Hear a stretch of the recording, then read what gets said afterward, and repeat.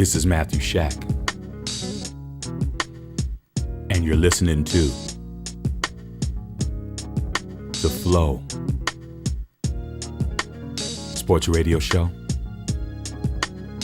Well, we did Michael versus LeBron,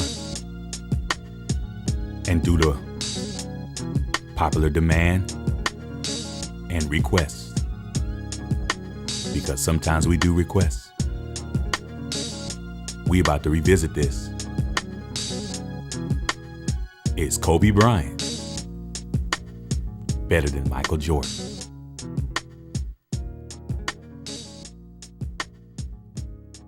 I don't have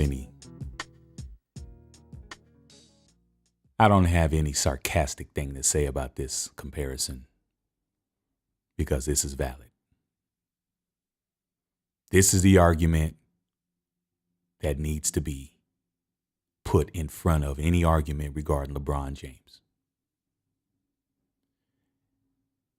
If you don't understand why I'm saying that, go back to show 13 and listen to that episode in its entirety, and you will understand exactly why the LeBron James and Michael Jordan comparison is no longer valid. Go back and listen to that. Kobe Bean Bryant versus Michael Jeffrey Jordan is an entire different thing altogether. You're talking about pretty much the same cat. The nuances are very subtle, and you're going to find people that are going to have strong arguments that make a lot of sense on both sides. And that is a testament to the greatness of both players. Never in any sport that I've ever watched or seen or been a part of have I been privileged to witness, to use a LeBron James euphemism, to see two players that are mirror images of each other. It's like having identical twins that aren't identical in appearance.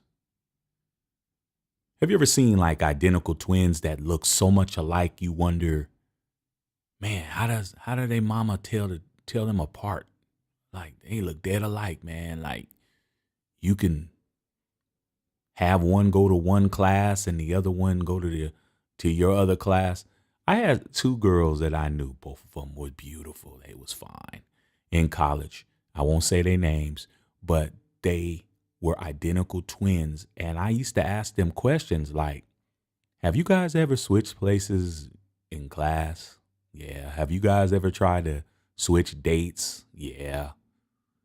But that's only because the people were not familiar with those twins.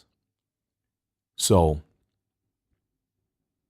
the mother would always know the difference between the two of them, because that's what I was told. Like, my mama knows who's who. She knows who's doing what and who's not doing what, because she brought them set of twins into this world. And I'm kind of saying this about Michael Jordan and Kobe Bryant, even though their ages, they're about 15 years apart, I would suppose. Kobe's born in 78 and Mike was born in 63. So yeah, about 15 years. So imagine having two players that have identical games 15 years apart. Dr. J and Michael Jordan are 13 years apart. So their gap is a little bit bigger than those two. And those guys aren't even close to being close of parallelness. But let's get to it, man. Kobe Bryant, man,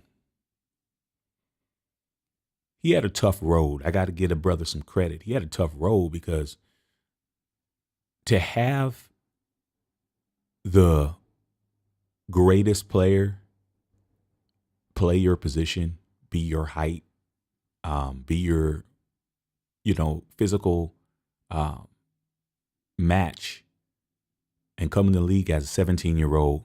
It took a lot of mental fortitude and intestinal fortitude to be able to go out there and take that challenge, because it was established who was the best player of all time when Kobe came into the league. It was already cemented. And Kobe came in and he did his thing. And wound up being, in my opinion, the second greatest two guard of all time, which leaves Michael Jordan to be the greatest two guard of all time. So that pretty much ends the discussion in regards to where I'm headed with this. But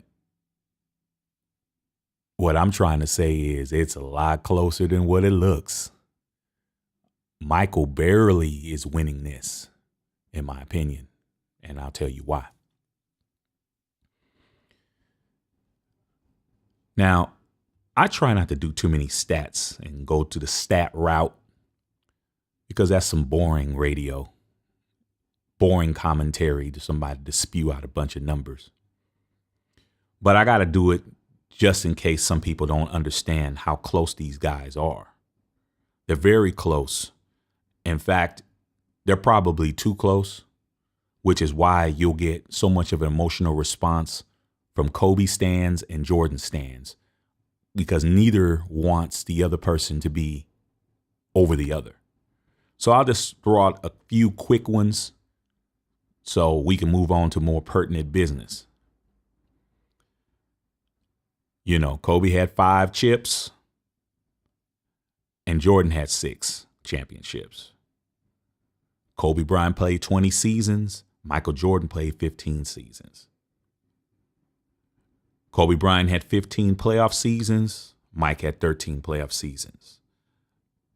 Kobe Bryant was an 18 All-Star. Michael Jordan was a 14 All-Star. Jordan had 5 single season MVPs. Kobe had 1 single season MVP. Mike had 6 finals MVPs. Kobe had 2 final MVPs. Kobe was 11-time first team All-Star. Jordan was a 10-time first team All-Star. Kobe was a 9-time defensive first team player. Jordan was a 9 defensive first team player. Jordan won a defensive player of the year. Kobe didn't win a defensive player of the year. Michael Jordan had 10 scoring titles. Kobe Bryant had 2 scoring titles. Jordan was the steals leader 3 times. Kobe was the steals leader 0 times. Jordan has 1 rookie of the year. Kobe has 0 rookie of the years. Michael Jordan has 2 dunk titles. Kobe Bryant has 1 dunk title. That's the boring stuff to me. That doesn't make one player better than the other player. But when we get down to these regular season statistics, that's when things change. Kobe averaged 25 points per game. Jordan has the all-time most points per game at 30.1. Think about that. Jordan averaged 30. No other player outside of Wilt Chamberlain averaged 30. Jordan averaged 30, period. Kobe averaged 25. Rebounds per game, Jordan 6.2, Kobe 5.2. They played the same position. Jordan getting 1 more board than him. Steals per game, Kobe 4.7, Jordan 5.3. Matter of fact, that's not steals per game. That's assists per game. Excuse me. Assists per game, because 5.3 steals would be amazing. It's assists. There you go right there. That's another attribute of getting players involved. Steals per game, which is what I meant to say, Jordan 2.3, Kobe 1.4. That's defense. Okay. Blocks per game, Kobe averaged 0.5 blocks, Jordan averaged 0.8 blocks. It's defense again. So, total points. Kobe wound up being the 3rd all-time leading scorer with 33,643 points. And Jordan He was fourth all time, 32,292. That is 1,300 points with a 5-year difference in play with Kobe. Only beat Mike by 1,300 points. What does that mean? That means Mike was a scorer because it took Kobe 5 more years. Well, we're going to say Kobe got hurt, blah, blah, blah, blah, blah. What would happen if he didn't get hurt? Okay, those are valid. But what would happen if Jordan played those 2 years when he's playing baseball? What would have happened if Jordan would have played the same amount of years? We can say that.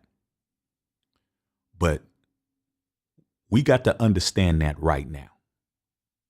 I understand Kobe 81. I understand Jordan 69. But who had those explosive games more frequently? Jordan did. Okay. He had those scoring spurts in numbers that were longer. I remember that stretch that Kobe scored, if I'm not mistaken, in the 07 season where he had like 5 games where he had like 45, 50, 60 something. And he was averaging in a 5-game stretch the most that anybody has ever averaged outside of Wilt Chamberlain. Amazing stretch, but it was 5 games. Okay. The field goal percentage is another thing. That Jordan was a 49.7% field goal shooter, rounded up to 50%. Kobe was a 44.7% field goal shooter, which is rounded up to 45%. Kobe Bryant never shot 50% from the field in his career. Jordan did it like 7 or 8 times in his career. Free throw percentage, Michael Jordan was slightly less, 83.5, and Kobe 83.7. Three-point percentage, close again. As much as everybody says Kobe is a superior three-point shooter, I think he was more clutch three-point shooter with his 32.9 percentage over Jordan's 32.7. But that's extremely close. But then again, Kobe had way more attempts. So we're going to match up their best scoring seasons. And when I said that it was 2007, it was actually 2006. Points per game, best per season. Kobe averaged 35.4 and Jordan averaged 37.1. Kobe was in 06 and Jordan was in 87. Those guys can put it up. Those guys can put the ball in the hole quick. But I can go on and on with numbers, okay? I just had to put it out there for those people who may not understand or those who may understand that this is very close. So this is what tips it for me.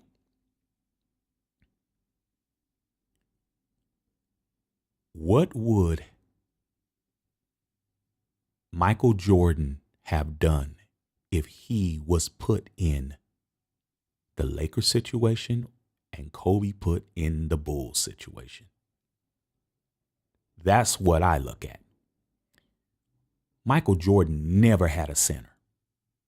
He always had Bill Winnington. He always had Bill Cartwright. He always had Luke Longley.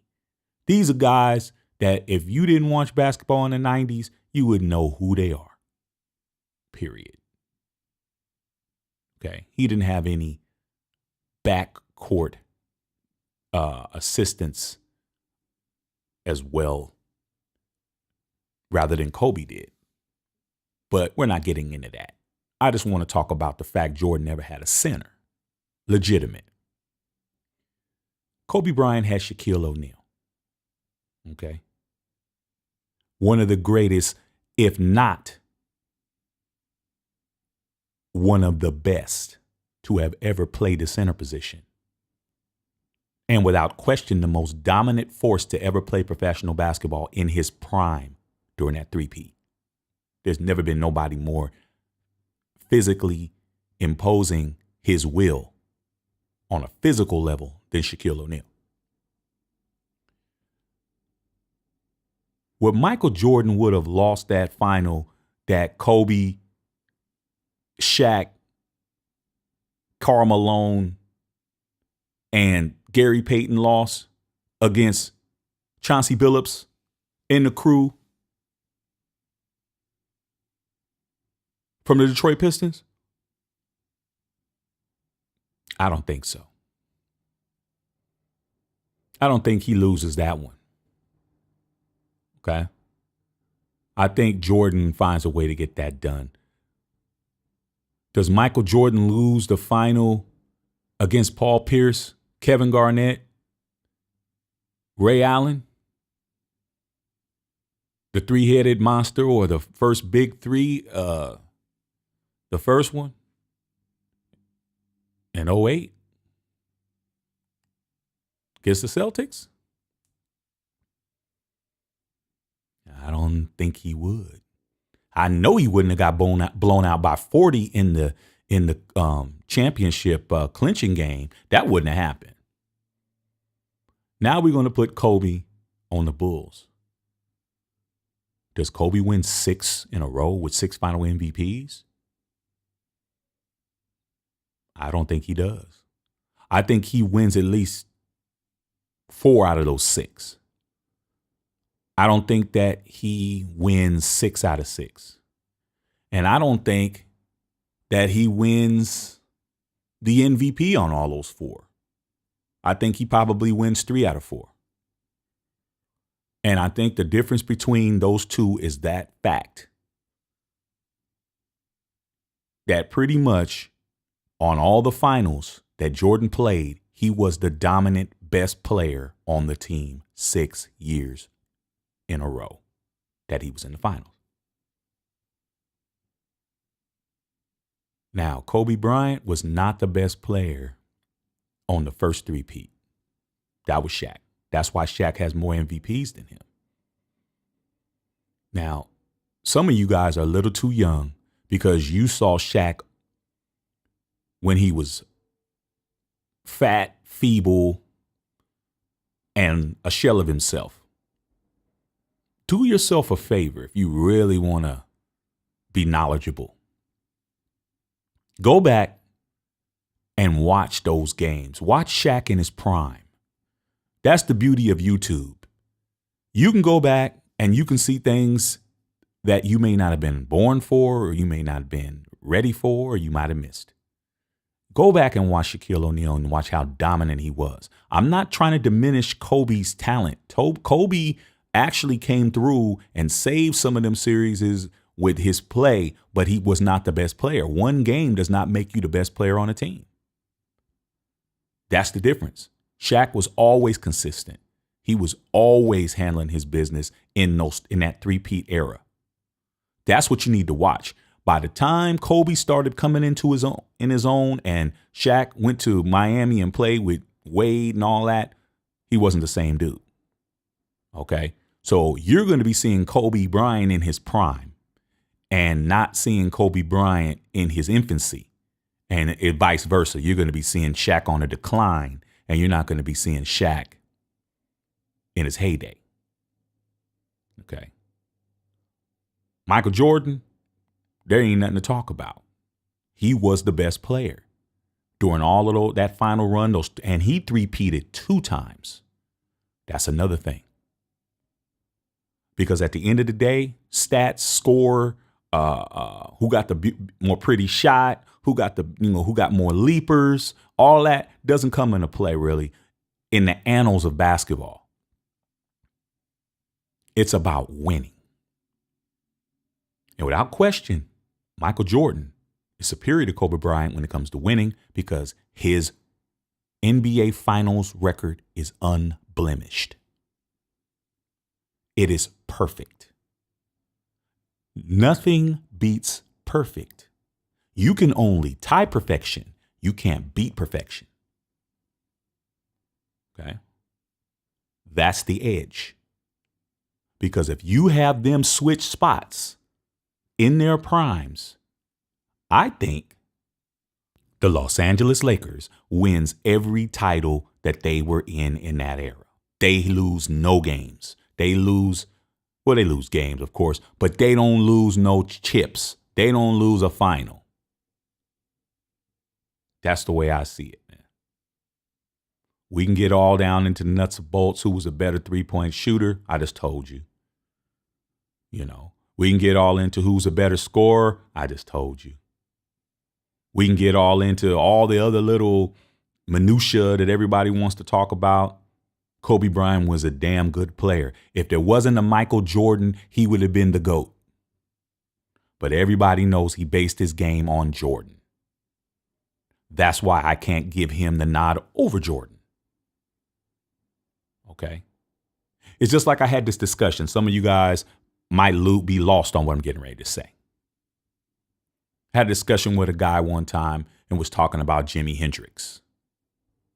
I know this may not be your form of music, but it doesn't matter. It's just an opportunity for me to tell you what I got to tell you. And he told me that Stevie Ray Vaughan was better than Jimi Hendrix. And I told him, if that's true, that's only because he had a blueprint to be able to work off of. Jimmy came from his imagination. Stevie Ray Vaughan perfected what was already out there. Same thing in this scenario. You can use rappers, you can use Pac, you can use Big, you can use, all the cats that are out there now, Kendrick, Future, you can make these comparisons. Oh, you know what I should have said? I should have said this. Because that's for the older cats. You younger cats, what I'm getting ready to say, you about to buy into this. Future versus Designer. There you have it. Future's the original. Designer is the copy. But they're both making money. They're both existing. They got fan bases. You got a fan base over here that's going to say Designer is better than Future because Designer had a #1 song and this, that, and the other. And other people are going to say Future's the best because he sounds like Future. He says, I got bras in Atlanta, and he ain't even from Atlanta, from the Bronx. So people don't care. It's a matter of eras. It's a matter of taste. It's a matter of who you like better. Who do you identify with? Michael Jordan is a lot of you cats' daddy's favorite player. Okay? By the time you saw Michael Jordan was playing for the Wizards looking like a shell of himself. But even then, he was still one of the best players in the league. He wasn't the best, but he was still one of the best. But Kobe was the best. So I can see why you guys are Kobe Bryant. I can see why you guys are Designer. Designer's better. And I listen to Designer. His rhyme schemes and what he does and his style of MCing and his flow pattern is different from Future. But to say that Designer didn't listen to Future and study Future would be ridiculous. And it would mean that you don't have a future because you really looking in the future to try to not pay attention to the past. So that's what I'm saying. In no way, shape, or form am I trying to demean Kobe Bryant as a as a designer. But in this case, all his moves, Mike said, hey, man. They asked him, could he beat Kobe in a one-on-one? He goes, I don't know, because the boy stole all my moves. Some people say, hey, man, that's the nature of the business is to extrapolate on somebody else's abilities and make them your own. But you got to understand, who changed the game? Did Kobe change the game? I don't think Kobe changed the game. I think Kobe helped the game rise up higher, but he didn't change the game because prior to the 1984 draft, NBA basketball was played inside out. Nobody thought that you should start your team with anything other than a center. Everybody drafted. You started with a center and you built your team around a center. That goes all the way back to George Mikan. That goes all the way back to Bill Russell. That goes all the way back to Wilt Chamberlain. That goes all the way back to Kareem Abdul-Jabbar. Okay?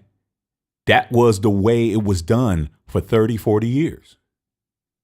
Even in that draft, Jordan wasn't drafted first. Hakeem Olajuwon was drafted first. The next year, Patrick Ewing was drafted first. Okay? Jordan was drafted third after Sam Bowie, another bigger guy. So what I'm saying is, after Jordan, that opened the door for an Allen Iverson to be picked number 1 in the 96 draft. Same draft Kobe was in. That allowed other players who played other positions to get picked first. That opened the door. Jordan's play was like, you know what? We can start with a backcourt. You look at any other team, they always had that center in place. They always had the big guy in place. So at the end of the day, Kobe Bryant is a top 10 player. You have to put him in a top 10. He's that incredible. He's that great. Is he a top 5 player? Well, there's an argument. Because some people are going to say he's top 5, and some people are going to say, well, how can he be top 5 when you have 2 shooting guards in the top 5? How are you rating your top 5? Are you doing it individually, or are you doing it by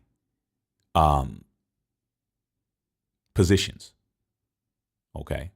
Because on a basketball court, you're going to have point guard, shooting guard, small forward, power forward, and a center. So how are you going to have 2 shooting guards? But he's definitely within, if they're playing back to back or playing head to head, you got to put Kobe as the other guard. Kobe's one of the guards that's playing, one of the 2 guards that's playing. And Jordan's one of the 2 guards that's playing. Okay. But at the end of the day, I think if they played 1-on-1 and they played 10 games, I think Jordan would win 7 out of 10. He's not sweeping Kobe. That's not happening. But I just think that, he will find a way to get it done. So, once again, is Kobe Bryant better than Michael Jordan? No. But as I said before, nobody is. At least not yet. But if I couldn't have Michael Jordan, I definitely want Kobe Bryant. And with that said, until then, game on. Game on.